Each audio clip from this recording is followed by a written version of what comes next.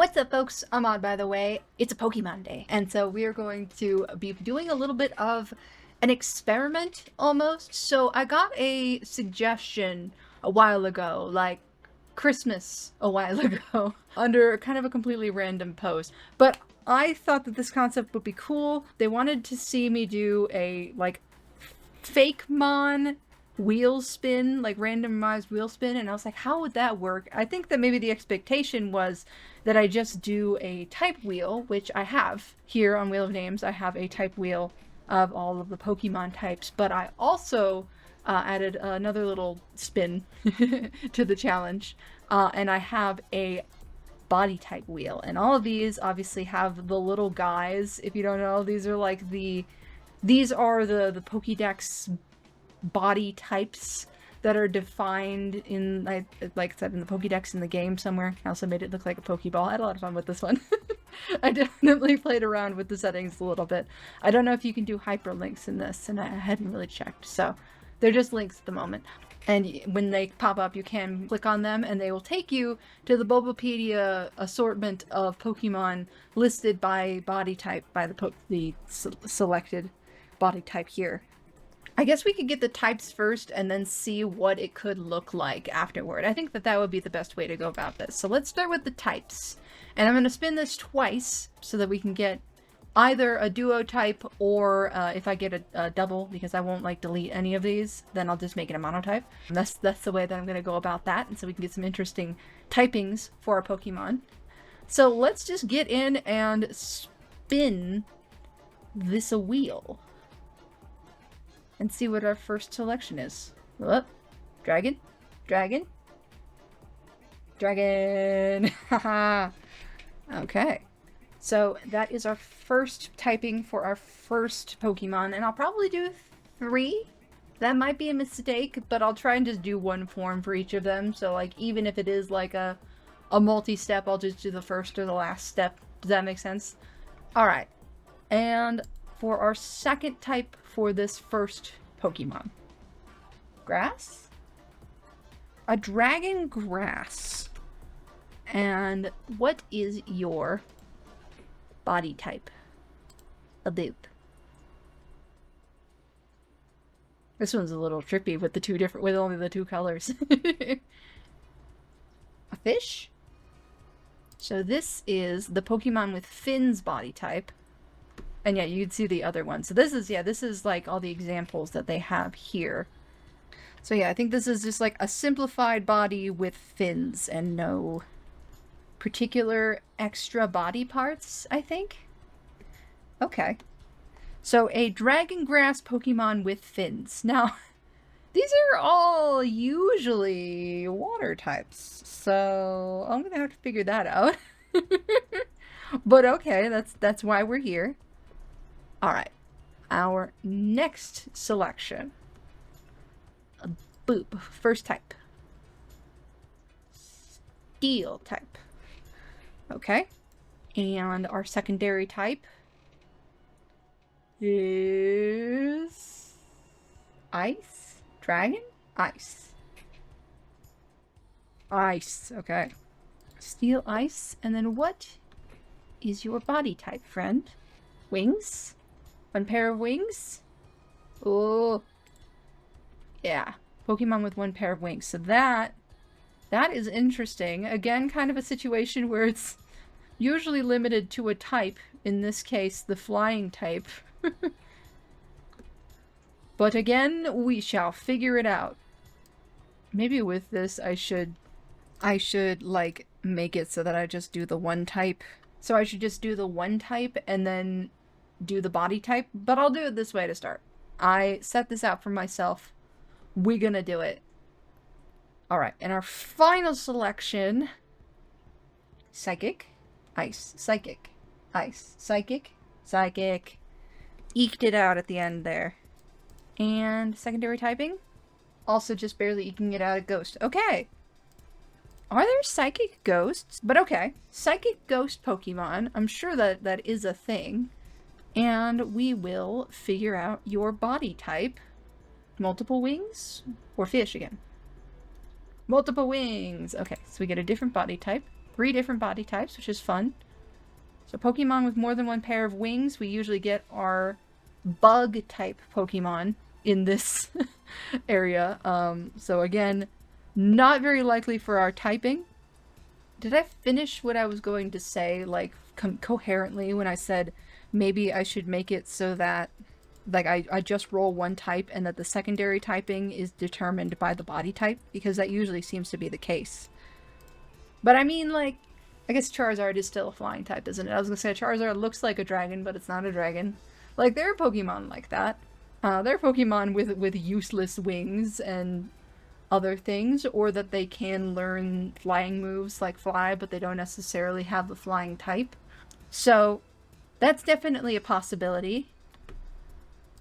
And let me pop you guys down over to clips so we can see these before I move us over. But yeah, so we've got an interesting selection, a dragon grass, I believe, kind of like a Sceptile type, but they're a Pokemon with fins, like a fish. A steel ice, but they're Pokemon with a single pair of wings. That one I feel like could work. I could figure out a way to make that work. And psychic ghost Pokemon with 2 or more pairs of wings, like a bug type Pokemon. That should be interesting as well. I assume some sort of bug inspired creature, or maybe something different entirely. I'm not too sure. I'm not fully confident in my ability to design Fakemon, but this should be an interesting experiment for me to try. I wanted to give this my best shot, so forgive me if it looks bad, but I'm going to pop this over to SpeedPaint voiceover for you guys, and I will show you guys what I came up with when we get there. I gotta think about this for a minute, so I'll see you there. First up, we have our grass dragon with fins. This one was a bit of a doozy. They all were, really, but I think this one changed in concept the most significantly as I was sketching it. I thought some sort of walking fish or amphibian would make sense, something that had traded its water habitat for grass. My first concept was an axolotl with tree branch frills and more fin-like arms, but I couldn't really find the balance I wanted between cute and cool, which felt somewhat necessary to the dragon typing. The final concept came from drawing the fin on the tail to resemble a leaf, and I realized that I was using the wrong species along with the wrong stage. I went a totally different direction and landed on salamanders, specifically their larval stage. Salamanders can essentially have tadpoles who live in the water until they grow arms like frogs. With their little sail-like tails, they also resemble a particular seed, the maple seed or samara. Elms actually have samara too, but my mind went to the long helicopter blades, which are maple seeds. I figured this would be the first stage of a multi-step Pokemon who grows into a maple tree dragon of some sort. Instead of the cross-shaped amphibian pupil, I gave these guys a sort of swirly pattern because I assume they move around by constantly spinning in the breeze and it makes them dizzy. I can imagine it in motion so easily, its idle animation just lazily spinning round and round. Since I had 3 Pokemon at the ready, I decided against trying to design any lines. That wasn't really the nature of the challenge, and I feel like the evolutions would have different body types, but I did design shinies for all of these, so I hope that someone makes up for it.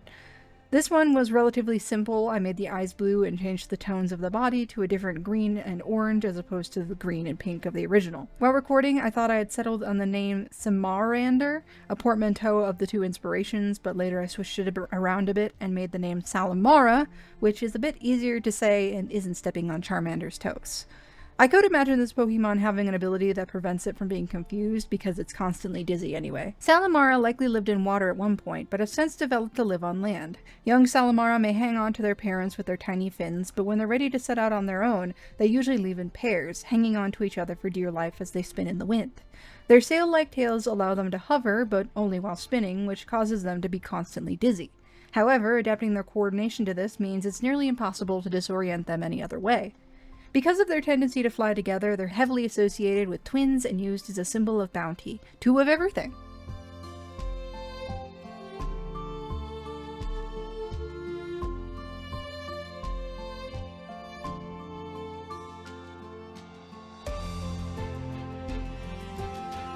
Next up, we have our Ice Steel type with 1 pair of wings. I figured it would make sense to have some sort of Arctic bird and ultimately decided it just couldn't be anything else but a penguin. The Empoleon that we have at home. Empoleon plus Ice-Q. I knew I wanted a macaroni penguin or one of its ilk, the penguins with the yellow eyebrows. I took the better part of an hour making one concept, which was sort of a metallic armored knight, kind of similar to Corviknight, but I just wasn't vibing with it even when I'd gotten as far as coloring, so I spent the rest of that hour sketching out different concepts. Then I found a relative to the macaroni penguin known as the royal penguin that has a little middle part, so it looks all fancy. This changed my direction to a more slim penguin that looked a little bit more than full of itself. I also added some plumage resembling Renaissance breeches and a little cravat or ascot near the base of their neck. I decided to have them bowing in this pose, maybe still a bit of that knightly chivalry from the first design, but their expression still feels fully like, yes. For the shiny, I went for kind of a looseism route, making a blonde and red version with the light and dark also swapped. I just realized while scripting I also totally didn't fill in the mask with the red color when I changed it from my initial idea of reversing the black and white. Oops, so that'll be fixed in post. I also changed the metal parts on the wings and feet to gold and made the hair orange for the shiny. The resulting face, even with the fix in the eye, kind of resembles Pidgeot, especially with that orange hair. Even though this is mostly based on the royal penguin, I wound up naming this Pokemon Mascaroni, a combination of masquerade and macaroni for the macaroni penguin. If you have better name suggestions, please let me know. I'm just trying my best to work with the names I can think of in the moment. Mascaroni is considered the penguin noble, both due to their appearance and their personalities. The yellow eyebrow on their head is similar to that of Alolan Diglett and Dugtrio in actually being long, thin strands of metal. The larger this crest is, the higher the status of the Mascaroni within its flock. Among other Pokemon, they seem to try stepping into a commanding role to varying degrees of success. These are not humble Pokemon, and they take every opportunity to show off. They're seen often skating on ice floats in a sort of waltz-like dance, sometimes in groups as a mating display, or perhaps even a territory dispute. Despite their aristocratic-seeming appearance, they aren't without skill in fighting, however. The sharp claws on their wings and feet are upkept just as much as their eyebrow.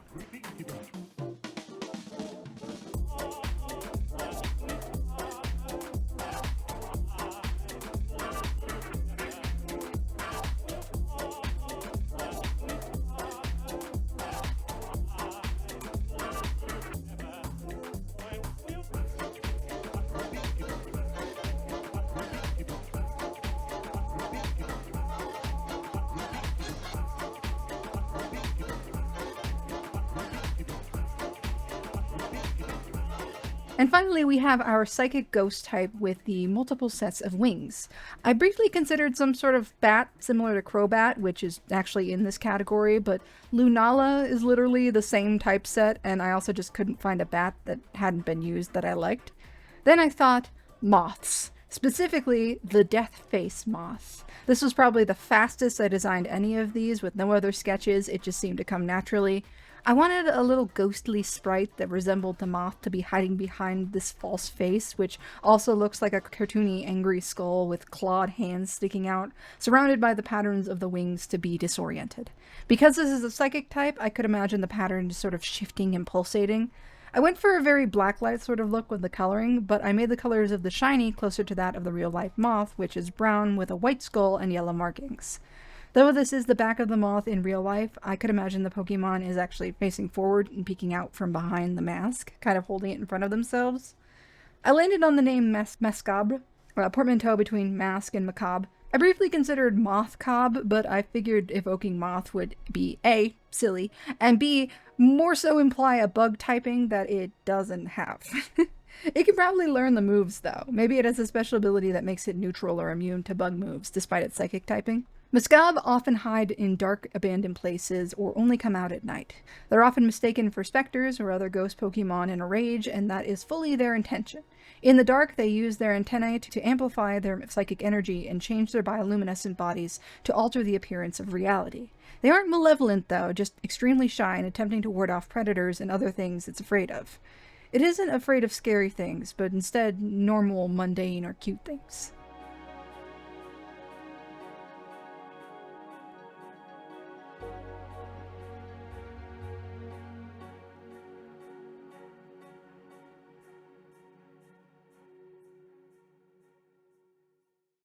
But those are my Fakemon for this week. I had a lot of fun with this. Which one is your favorite? I'm either partial to Salamara or Mascab. They're both just super cute, but I feel like Mascaroni gives me the most vibes of, oh, this could totally be a Pokemon. Maybe it's their face. That kind of anime nature suits the style well, and you gotta love a little bit of a self-absorbed heel. Let me know in the comments or any other art challenges you'd like to see me do in the future. At that though, I'll leave this here, and I'll see y'all next time.